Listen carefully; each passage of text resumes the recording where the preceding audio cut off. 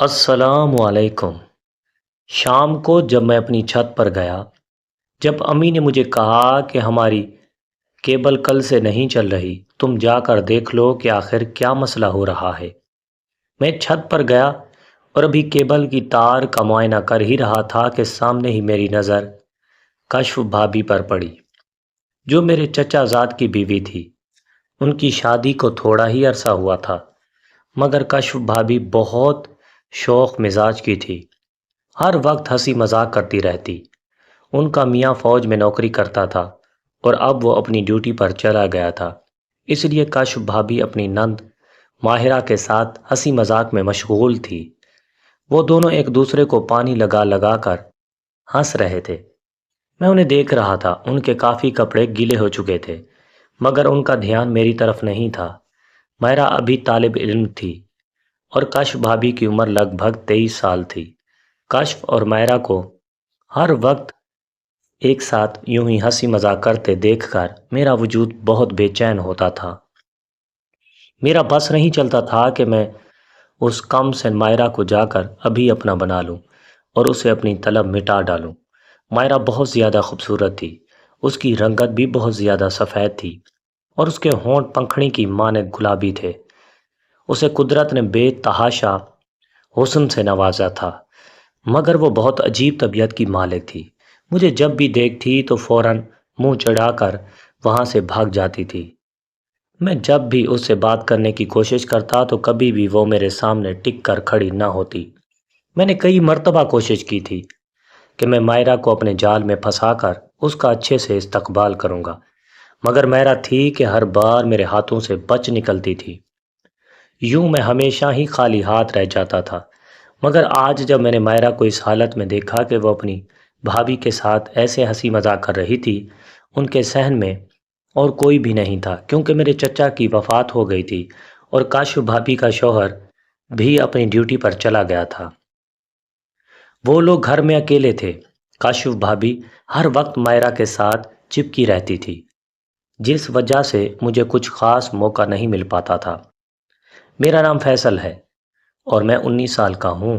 پڑھائی کے ساتھ ساتھ میں اپنے گھر کی بھی کافی ذمہ داریوں کو نبھا رہا تھا، مگر بابا نے مجھ پر وقت سے پہلے ہی کافی ذمہ داریاں ڈال دی تھی، کیونکہ میں اس گھر کا بڑا بیٹا تھا۔ امی کو تو میری شادی کی کوئی فکر ہی نہیں تھی، وہ ہر وقت کہتی رہتی کہ تم ابھی چھوٹے ہو۔ میری بڑی بہن شگفتہ کا بھی رشتہ پکا ہو گیا تھا۔ امی کہتی تھی کہ شگفتہ کی شادی کے بعد تمہارا بھی رشتہ کسی کے ساتھ پکا کر دوں گی، مگر میں جب بھی ماہرہ کی بات کرتا تو امی مجھے سختی سے ڈانٹ دیتی کہ کون سا تمہارے چچا نے ہمارے ساتھ اچھے تعلقات قائم رکھے تھے، جو اب میں اس کی بیٹی کو بیاہ کر اپنے بہو بنا کر لے آؤں گی۔ تم یہ خیال اپنے دل سے نکال دو۔ جبکہ میں ماہرہ کو بے حد پسند کرتا تھا۔ میں کیبل کی تار ٹھیک کرنے میں لگا ہوا تھا جو مجھ سے ٹھیک ہونے والی نہ تھی، تبھی میں نے کیبل والے کو فون کر کے گھر بلا لیا اور خود سودا لینے باہر چلا گیا۔ مجھے بازار میں سیلون پر بال سیٹ کروانے تھے، اس لیے میں وہیں بیٹھ گیا اور میرے ذہن سے یہ خیال ہی نہیں نکل رہا تھا کہ میں نے کیبل والے کو فون کیا تھا اور وہ گھر آ چکا ہوگا۔ کافی دیر بعد جب میں واپس آیا تو امی سے کیبل والے کا پوچھا۔ امی نے کہا کہ یہاں پر تو کوئی بھی نہیں آیا، ہاں البتہ ہمسایوں کی کے دروازے پر بیل ضرور بجی تھی۔ میں جلدی سے وہاں گیا تاکہ چچی سے پوچھ سکوں کیا غلطی سے کیبل والا یہاں تو نہیں آ گیا، مگر میں نے دیکھا کہ دروازہ کھلا ہوا تھا اور میں اندر داخل ہو گیا۔ گھر میں چار سو خاموشی پھیلی ہوئی تھی، یوں معلوم ہو رہا تھا جیسے گھر میں کوئی بھی نہیں ہے۔ پھر میں اندر آیا اور دیکھا تو چچی اور ماہرہ گھر میں نہیں تھی، جبکہ کشف بھابھی کے کمرے کا دروازہ تھوڑا سا کھلا ہوا تھا۔ میں نے آہستہ سے ایک آنکھ سے جھانک کر کشف بھابھی کے کمرے میں دیکھا تو میرے پیروں تلے سے زمین نکل گئی، کیونکہ کیبل والا لڑکا کشف بھابھی کے ساتھ یہ کیا کر رہا تھا، مجھے اپنی آنکھوں پر یقین نہیں آ رہا تھا۔ کشف بھابھی بالکل بھی بے سود ہو کر اتنا زیادہ سکون حاصل کر رہی تھی کہ مجھے اپنی آنکھوں پر یقین ہی نہیں ہو رہا تھا۔ یہ سارا منظر دیکھ کر میرا سر چکرا کر رہ گیا تھا، مگر میں اپنے جذبات پر قابو نہ پا رہا تھا۔ جب وہ دونوں فارغ ہو گئے تو میں سائڈ پر ہو کر چچی کے کمرے میں چلا گیا تاکہ وہ کیبل والا مجھے نہ دیکھ سکے۔ جب وہ کیبل والا گھر سے باہر چلا گیا تو میں جلدی سے کش بھابھی کے کمرے میں گھس گیا، جو ابھی بھی کپڑوں کی قید سے آزاد اس بستر پر پڑی تھی، مگر انہوں نے دروازہ بند نہ کیا تھا۔ شاید ان کو یقین تھا کہ گھر میں اس وقت کوئی بھی نہیں ہے، کیونکہ مائرہ اور چچی شاید کسی کام سے باہر گئی ہوئی تھی۔ وہ مجھے دیکھ کر بہت زیادہ گھبرا گئی اور مجھے ڈانٹنا شروع کر دیا کہ یہاں سے چلے جاؤ۔ میں نے کھینچ کر ان کا کمبل اتارا اور جلدی سے ان کے ساتھ شروع ہو گیا، کیونکہ میں نے جب سے ان دونوں کو یہ سب کرتے ہوئے دیکھا تھا تو مجھ سے کنٹرول نہیں ہو رہا تھا۔ کشف بھابھی اتنی زیادہ اندر سے خوبصورت ہوگی میں سوچ بھی نہیں سکتا تھا۔ یوں تو ان کے نئے نقش بھی کافی معصوم تھے، مگر یہ نظارہ تو دیکھنے لائق تھا۔ پھر میں یہ سب کرتے ہوئے انہیں کہہ رہا تھا کہ کشف بھابھی، کیبل والے سے کروانے کی کیا ضرورت تھی؟ آپ کے پڑوس میں آپ کا دیور بھی رہتا ہے، کبھی ہم پر بھی یہ مہربانی کر دیا کرو۔ وہ مجبور تھی اور اس نے اب کس کر مجھے پکڑ لیا تھا اور مجھے خوب لطف محسوس کروا رہی تھی تاکہ میں اپنا منہ بند رکھوں، اور میں تو جیسے جنت کی سیر کر رہا تھا۔ میں نے آج سے پہلے کبھی بھی کسی لڑکی کو اس طرح سے نہ کیا تھا اور نہ کبھی کسی کو اس طرح سے دیکھا تھا۔ میری نظر تو مائرہ پر تھی، مگر یہاں تو مجھے کشف بھابھی اتنی حسین مل گئی تھی کہ ان کی بھوک مٹانا اب میں نے اپنا فرض سمجھ لیا تھا۔ اب میں نے ان سے جھوٹ بول دیا تھا کہ جب وہ کیبل والے کے ساتھ یہ سارا کھیل رچا رہی تھی تب میں نے اپنے فون سے ان کی ویڈیو بنا لی ہے، اور اب اگر اس نے کبھی بھی مجھ سے اس بات کا انکار کیا یا مجھے کرنے نہیں دیا تو میں یہ ویڈیو اس کے فوجی شوہر کو واٹس ایپ کر دوں گا۔ وہ بہت خوفزدہ زدہ ہوئی اور میرے آگے ہاتھ جوڑنے لگی اور کہنے لگی کہ تمہیں جتنی بار جب بھی کرنا ہو تم میرے ساتھ کر سکتے ہو، مگر میرے شوہر کو یہ بات کبھی بھی مت بتانا کہ میں نے کیبل والے کے ساتھ مستیاں کی ہیں۔ پھر میں ان سے کہنے لگا کہ ارے نہیں بھابھی، کیسی باتیں کر رہی ہو؟ جب آپ میرے ساتھ راضی ہو تو بھلا مجھے کسی کو بتانے کی کیا ضرورت ہے؟ ہم دونوں نے کرتے وقت کافی ساری باتیں کی اور پھر میں نے 2-3 بار زور مارا تو میرا بھی اب شانت ہو گیا تھا۔ پھر میں نیچے اترا اور کپڑے پہن کر گھر واپس آ گیا۔ میں بھی جوان مرد تھا، آخر کب تک یوں ہی بیٹھا رہتا، مگر میں نے آتے وقت بھابھی کو سختی سے منع کر دیا تھا کہ اب کسی بھی باہر والے سے منہ کالا مت کروانا، میں موجود ہوں، تمہیں جب بھی چاہیے میں آ جاؤں گا، اور مجھے جب بھی چاہیے ہوگا میں تمہیں بتا دوں گا۔ تو وہ میری بات آسانی سے مان گئی تھی۔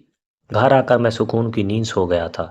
پھر شام کو جب میری آنکھ کھلی تو امی میرے پاس چائے لے کر آ گئی تھی اور کہنے لگی کہ تمہارا کیبل والا تو اب تک نہیں آیا۔ کیبل والے کا نام سنتے ہی میرے ذہن میں پھر سے وہی خیال آ گیا اور ایک بار پھر سے میرے جسم میں بے چینی دوڑنے لگی۔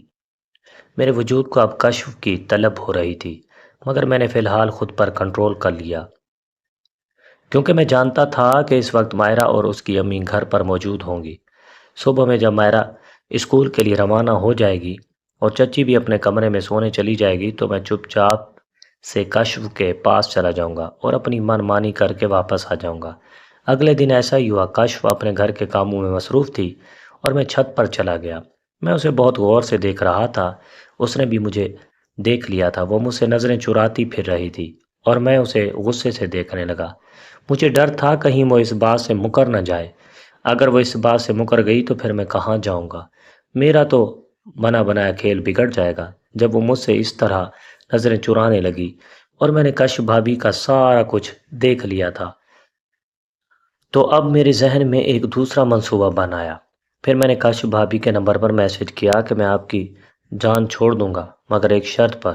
وہ فوراً مان گئی، کیونکہ وہ نہیں چاہتی تھی کہ مجھے اور کشف بھابھی کو کوئی دیکھ لے اس حالت میں۔ اس لیے اس نے فوراً سے مجھے رپلائی کیا کہ مجھے تمہاری ہر شرط منظور ہے، تم بس میری جان چھوڑو اور مجھے شرط بتاؤ۔ تو میں نے اس سے کہا کہ مجھے مائرہ کو حاصل کرنا ہے، آپ میری اس میں مدد کریں، ورنہ میں آپ کی پول آپ کے سسرال میں کھول کر رکھ دوں گا، اور یہ بھی سب کو بتا دوں گا کہ میں بھی آپ کے ساتھ مستیاں کر چکا ہوں اور آپ کیبل والے کے ساتھ خود ہی سب کچھ کروا رہی تھی اپنی مرضی سے۔ پھر وہ بہت گھبرا گئی اور کہنے لگی ٹھیک ہے، میں کوشش کرتی ہوں، پھر میں تمہیں بتاتی ہوں۔